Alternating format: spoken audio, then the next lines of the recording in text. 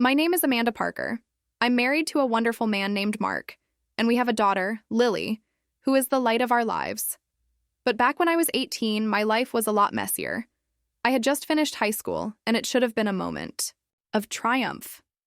Instead, it was the day my relationship with my stepmom Sandra and my brother Ian fell apart. It happened right after my graduation ceremony. I was still wearing my cap and gown when Sandra cornered me, wearing that tight fake smile she always had when she was about to drop some bad news. "Amanda," she said, her voice dripping with sweetness, "I just need to let you know that the college fund your dad left won't be yours after all." She said it so casually, without a shred of emotion, like it was nothing. I froze, trying to make sense of what I was hearing. "What do you mean?" I asked. My dad had told me about that fund himself. He'd set it up for me years ago. Sandra didn't even blink. She just shrugged as if we were talking about the weather. "Well, Ian and I talked about it, and we think it would be better if the money went toward something more practical. Ian has a plan for it, and honestly, Amanda, you've always been more of a dreamer. College might not be the right fit for you." I was in shock. Ian had always been the golden child, and Sandra treated him like he could do no wrong. But this was a new low. That money was mine, and my dad wanted me to go to college. My voice shook as I said, that money was for me. Dad wanted me to go. Ian, who had been eavesdropping, strolled over and, of course, had to add his 2 cents. "Amanda, just calm down. You know I'll put it to good use. I'm going to invest it, start a business. Dad would have wanted us to be smart about it. Besides, you can just get loans like everyone else if college is so important to you," he said, it so flippantly, expecting me to just accept it. My hands were trembling and my heart was pounding. "You can't just take what's mine. That's stealing," I yelled. Sandra looked around, clearly embarrassed by the scene I was making, and hissed, "Lower your voice, Amanda. This is a family matter and you're being dramatic." I wanted to scream, but instead, I just walked away. The rest of my graduation day was a blur. That night, I lay in my bed staring at the ceiling, wondering how my life had gone so wrong. My dad had passed away the year before and had always been my rock. Without him, I felt powerless, completely at the mercy of Sandra and Ian. The next day, I tried to bring it up again, hoping Sandra had had a change of heart. She just rolled her eyes and said, "Amanda, you're an adult now. It's time to grow up and figure things out for yourself. That money is being used for the family, and that includes Ian." Later, I told my boyfriend at the time, Mark, what happened. He was furious. "They can't do that to you. That fund was for your future." But I didn't know what my legal options were. The account was in Sandra's name, and without my dad, I had no one to stand up for me. Mark offered to help me fight it, but I told him to forget it. I didn't want to fight a losing battle and make things even worse. So I let it go, or at least I pretended to. Deep down, I made a silent promise to myself. I would prove them wrong. I would succeed without their help. The next few years were incredibly difficult. I worked multiple part-time jobs just to get by while taking classes at a community college. I couldn't afford a 4-year university right away, but I was determined to get my degree no matter how long it took. Meanwhile, Ian was living it up. He'd started some business that was really just a way to blow through the money. Sandra constantly bragged about him, saying things like, "Your brother is so ambitious. You should learn from him." It made me sick. Mark was my constant support, encouraging me even when I wanted to quit. By the time I transferred to a university, we were engaged. I'll never forget Sandra's reaction when she found out. "Are you sure you're ready for marriage, Amanda? It's a big responsibility, and you're still figuring out your life," she said, with that same condescending tone, as if I were a clueless child. Ian, of course, had to chime in, "Yeah, maybe you should focus on your career if you can even call it that." I wanted to snap back, but I just smiled and said, "Don't worry about me. I'm doing just fine." Those university years were some of the hardest of my life. I was constantly juggling work and classes, barely keeping my head above water. Most days, I didn't have time for a proper meal. I worked evenings at a coffee shop and weekends at a bookstore, cramming in studying whenever I could. It felt like I was just going through the motions, grinding day after day. There were nights I would cry in frustration, wondering if it was all worth it.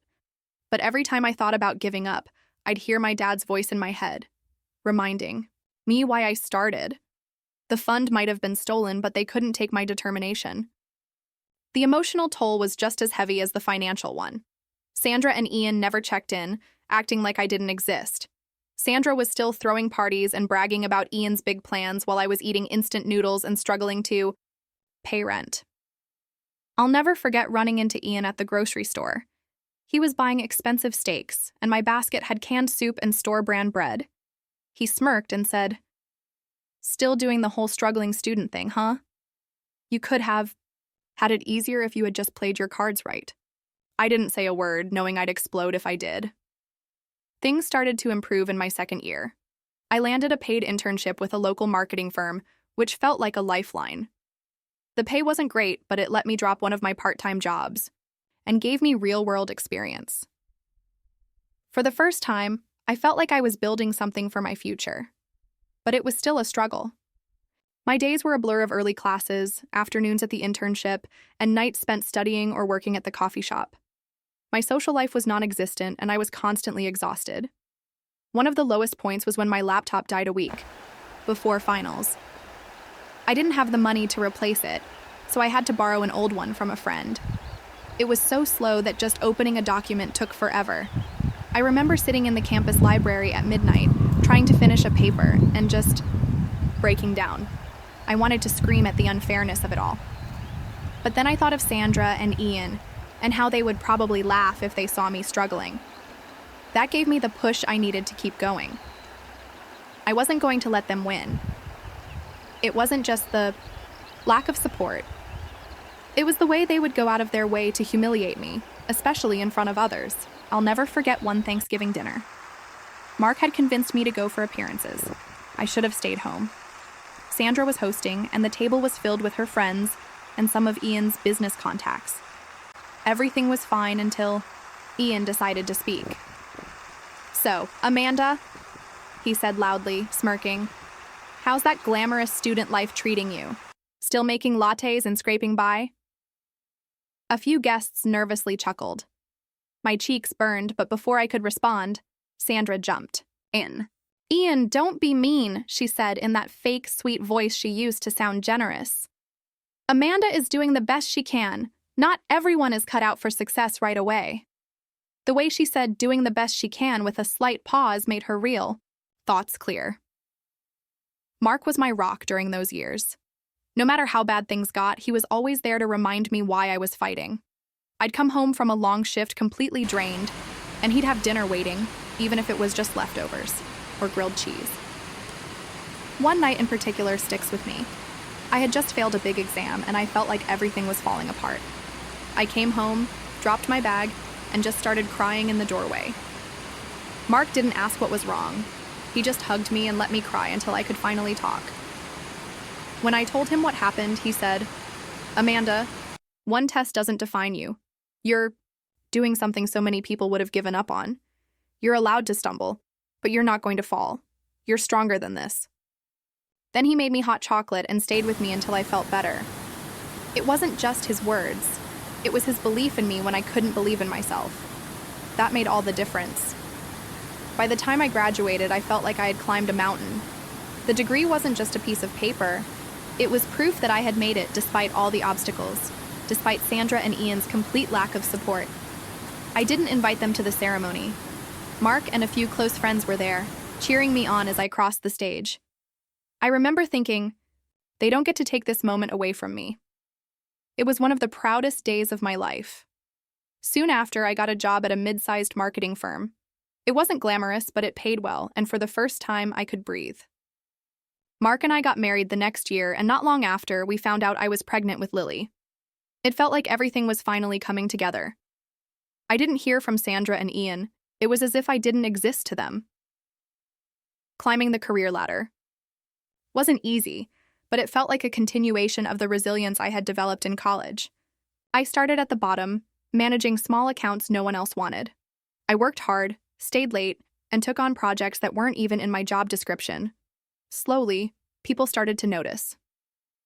My manager once pulled me aside after a big presentation and said, "Amanda, the way you handled that client, it's like you've been doing this for years. You have a real talent for connecting with people." It meant the world to me, but it also stung. Hearing praise from colleagues and managers, people who barely knew me, only highlighted how little I had ever gotten from my own family. I'd sit in meetings and hear my boss brag about my work ethic or overhear coworkers say things like, "Amanda's a star, she's going places." And a part of me felt empty. I kept thinking, why couldn't Ian have said something like that? Why couldn't Sandra have ever seen my worth?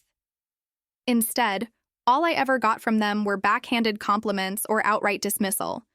It was a hollow sadness knowing the approval I had craved as a teenager would never come from them. My life kept moving forward, and with every step, I felt like I was building something solid. After a few years, I was promoted to account manager, overseeing my own team. It felt surreal. Just a few years ago, I was struggling to pay for groceries, and now I was in meetings with executives, presenting strategies I had developed. Mark was my biggest cheerleader. When I got the promotion, he surprised me with a little dinner party at home with just us and a few close friends. "You've earned this," he said, raising his glass to toast me. "No one deserves it more." Around the same time, we welcomed Lily into the world. The moment I held her for the first time, everything else faded away. I looked at her tiny face and thought, I'm going to make sure you always feel loved and supported, no matter what. Being a mom added a new layer of joy and purpose to my life. But while my world was getting brighter, Sandra and Ian's was starting to fall apart. Ian's big plans had failed, his business tanked, and Sandra, who had always been so proud of her social status, seemed less confident. The rumors started to spread that they were struggling financially, and Ian had moved back home with her. I'll never forget the day I ran into them at the grocery store. It had been years since I'd seen them, and I wasn't prepared for how different they looked. I was in the organic aisle, picking out fancy cheese for a dinner Mark and I were hosting. Lily was in the cart, babbling happily, when I turned the corner and nearly bumped into them. Ian was pushing a cart with just a few items, mostly canned food and rice, and Sandra was trailing behind him, looking worn out and older than I'd ever seen her. "Amanda," Sandra said, her voice a mix of shock and awkwardness. Ian looked up, and his expression hardened when he saw me. I didn't know what to say. I was standing there with a cart full of expensive groceries and a giggling daughter, while they looked like they were barely getting by. Sandra tried to muster her usual fake smile. "You're looking well," she said, her eyes darting to my cart. Ian just grunted, too proud to say anything.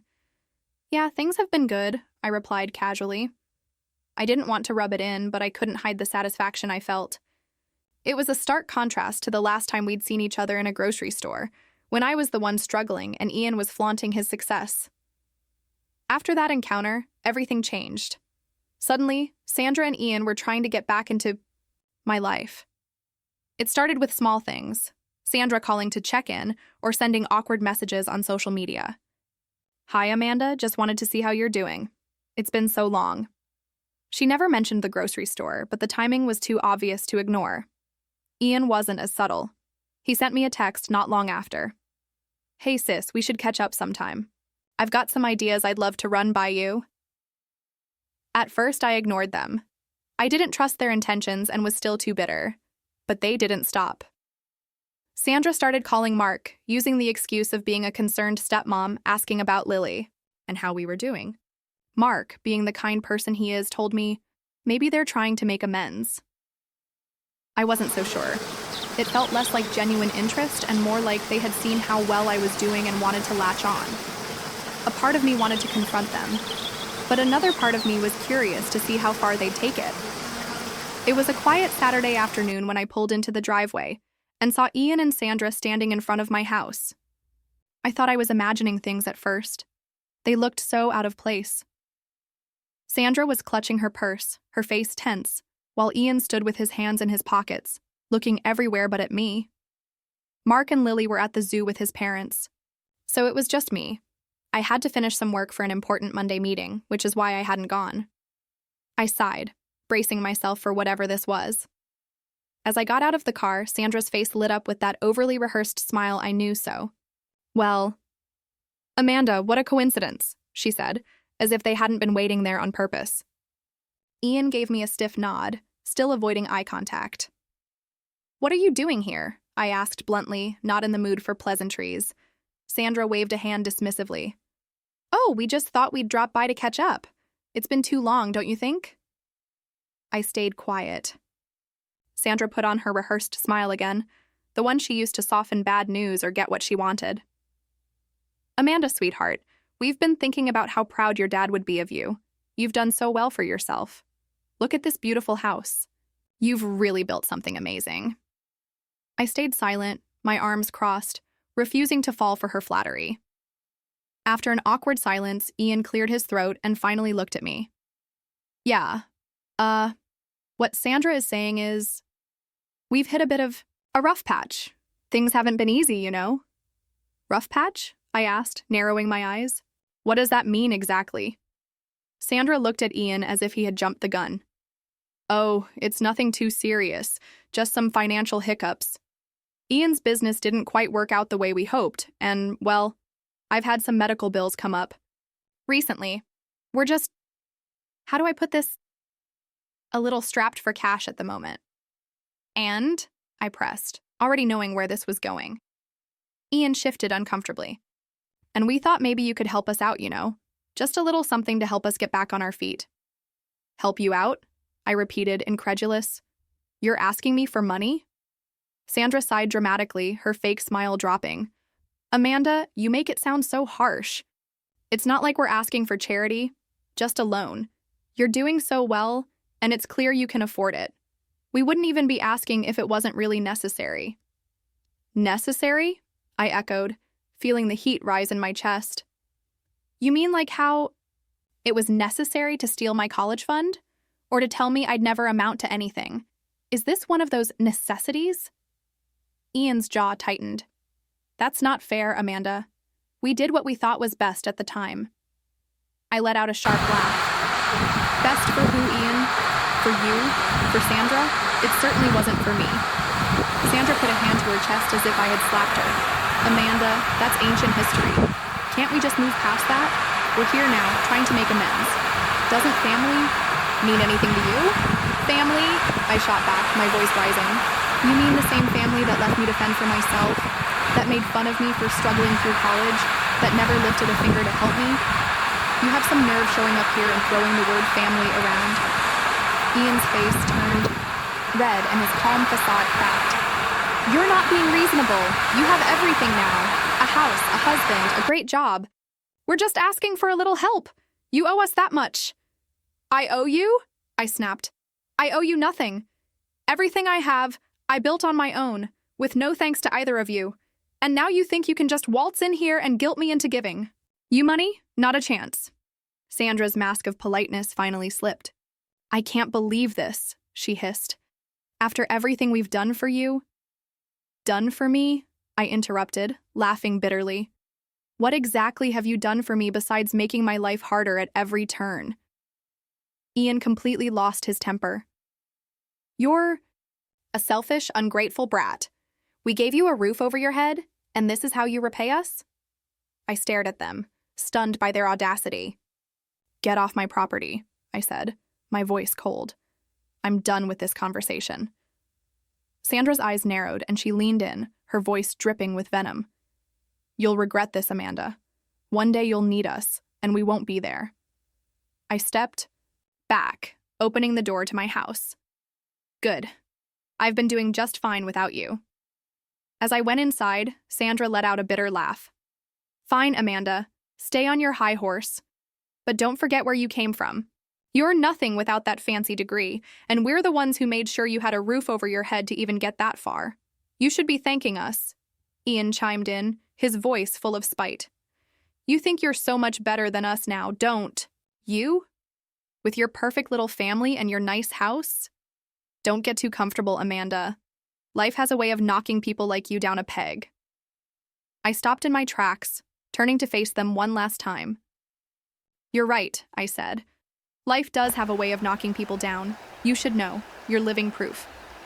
With that, I stepped inside and closed the door firmly behind me. Even from inside, I could hear Sandra muttering angrily as they walked away. Ungrateful after everything we've done for her. She'll come crawling back one day. But as their voices faded, all I felt was relief. For the first time in years, I truly understood the power of closing a door, both literally and figuratively. And this one I knew would stay closed. About a year later, Mark, Lily, and I went to an amusement park. It was a beautiful day. Blue skies, laughter everywhere, and the smell of popcorn in the air. Lily was so excited, pointing at every ride and begging to go on the roller coasters. We were heading toward the food stalls when I saw him, Ian. He was coming out of a public restroom, wearing a faded park uniform and holding a mop and bucket. For a moment, he didn't see us. His head was down, and he looked exhausted, his shoulders slumped. But then, as we got closer, he glanced up and froze. Our eyes met, and in that instant, I saw the recognition and the shame on his face. Before I could say anything, he turned on his heel and walked away, pushing the mop bucket in front of him as fast as he could. His posture was stiff, like he was trying to hold on to some shred of pride. I just stood there, watching him disappear into the crowd. Mark noticed my pause and looked at me. "Everything okay?" he asked. I nodded slowly, forcing a smile for Lily's sake. "Yeah, let's go find that cotton candy stand." As we left the park that day, I couldn't stop thinking about Ian. Seeing him like that, avoiding me out of shame, brought back a flood of memories. The insults, the dismissive comments, the years of being treated like I was less than nothing. And Sandra, always there to back him up, to twist the knife a little deeper. For so long, I had carried the weight of their words, letting them make me feel small. But now, it was different. I looked at Mark holding Lily's hand as she chattered about her favorite rides, and I smiled. This was my life now. A loving husband, a bright, beautiful daughter, a career I had worked so hard to build. Everything I had achieved, I had done without them. And the best part? I didn't need their validation anymore. They had spent years trying to tear me down, but here I was, happy, successful, and surrounded by people who truly loved me. I thought about how Sandra and Ian's lives had unraveled, and for a moment, I felt a flicker of pity. But it didn't last long. They had made their choices, and they were living with the consequences. I had spent enough time mourning the family I wished I had. Now, I was focused on the family I had built, the one that mattered. As we walked to the car, Lily tugged on my arm, pulling me into her excitement about the day. I smiled down at her, feeling nothing but gratitude for the life I had now.